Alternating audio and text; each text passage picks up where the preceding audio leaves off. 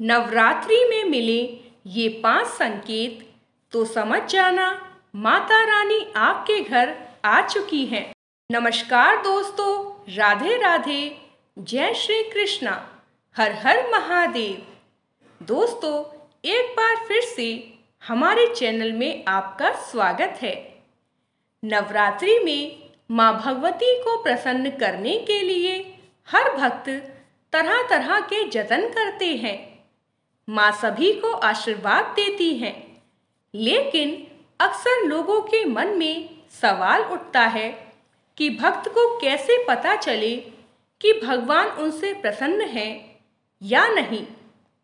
नवरात्रि में 9 दिनों का व्रत, हवन, दुर्गा सप्तशती का पाठ आदि करने वाले भक्त माँ को सच्चे मन से पुकारते हैं और कामना करते हैं कि माँ की कृपा उन पर बनी रहे।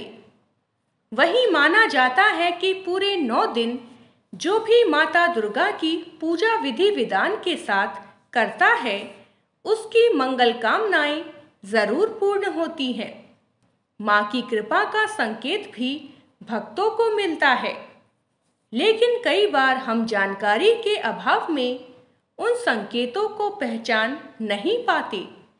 वहीं ज्योतिषाचार्य बताते हैं कि कुछ ऐसे संकेत होते हैं जिनके नवरात्रि के दिनों में दिखने पर यह समझ जाना चाहिए कि माता दुर्गा की कृपा भक्त पर बनी है। भक्तों को संकेत की जानकारी है अत्यंत जरूरी। ज्योतिषाचार्य बताते हैं कि कुछ ऐसे संकेत होते हैं जिनके नवरात्रि के दिनों में दिखने पर यह समझ जाना चाहिए कि माता दुर्गा की कृपा भक्त पर बनी है। भक्तों को संकेत की जानकारी है अत्यंत जरूरी। ज्योतिषाचार्य बताते हैं कि नवरात्रि में माता की आराधना सभी करते हैं, लेकिन कुछ भाग्यशाली ही होते हैं जिन पर माता अपनी कृपा बरसाती है। अगर माता दुर्गा प्रसन्न हो जाती हैं तो जिंदगी को खुशियों से भर देती हैं।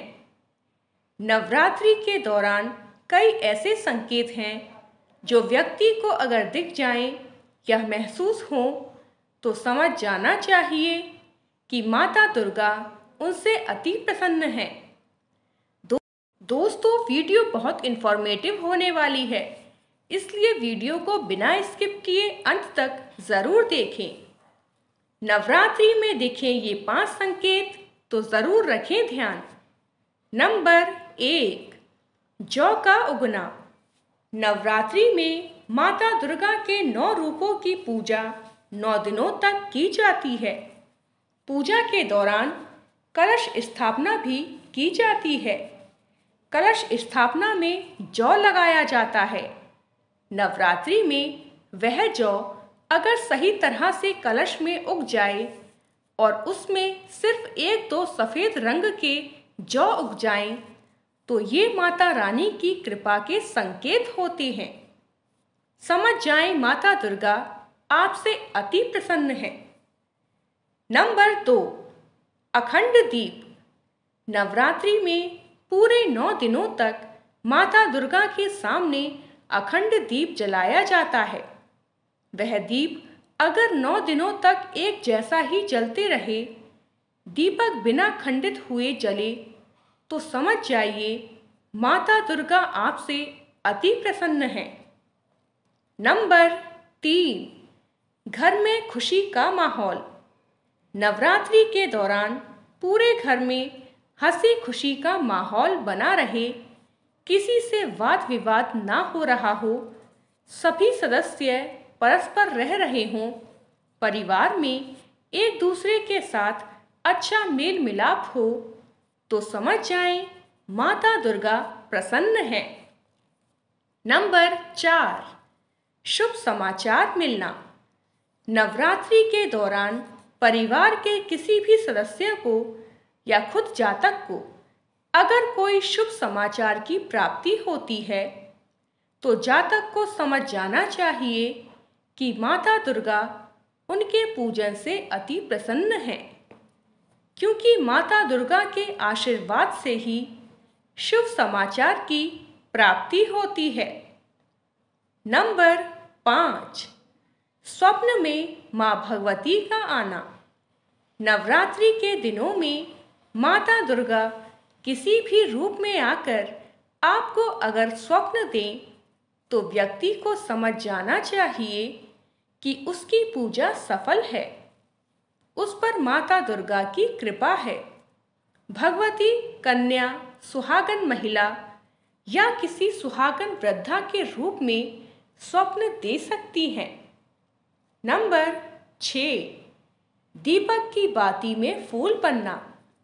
दोस्तों, नवरात्रि के दिनों में अखंड ज्योत में अगर आपको दीपक की बाती में फूल की आकृति बनी हुई दिखाई दे तो ये बेहद ही शुभ संकेत है।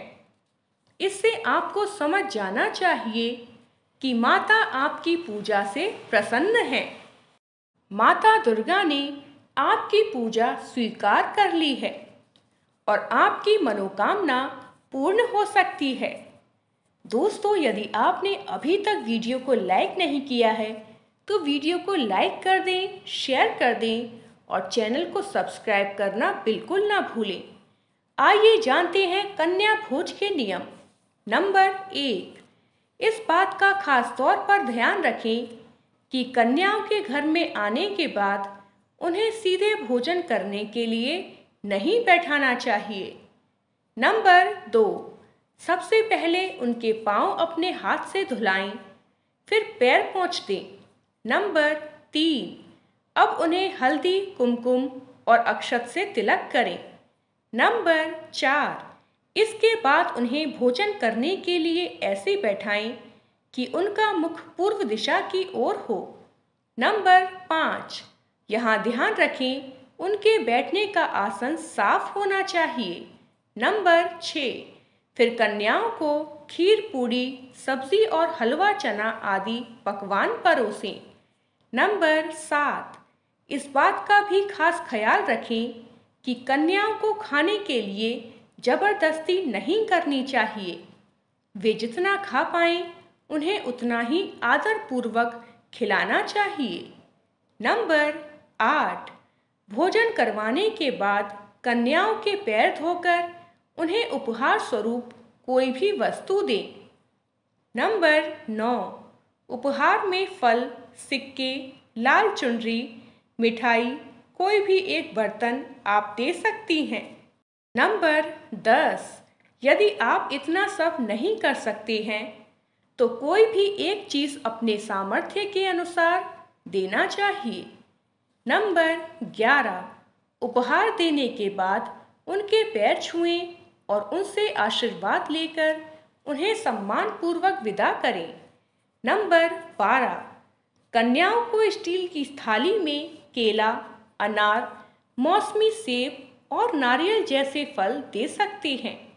माना जाता है कि ऐसा करने से घर में सुख समृद्धि आती है। तो दोस्तों, वीडियो अच्छी लगी हो तो वीडियो को एक लाइक और हमारे चैनल निशी वॉइस को सब्सक्राइब ज़रूर करें।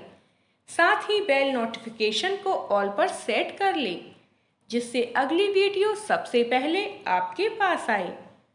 और वीडियो में दी गई जानकारी आपको कैसी लगी हमें कमेंट बॉक्स में ज़रूर बताएं।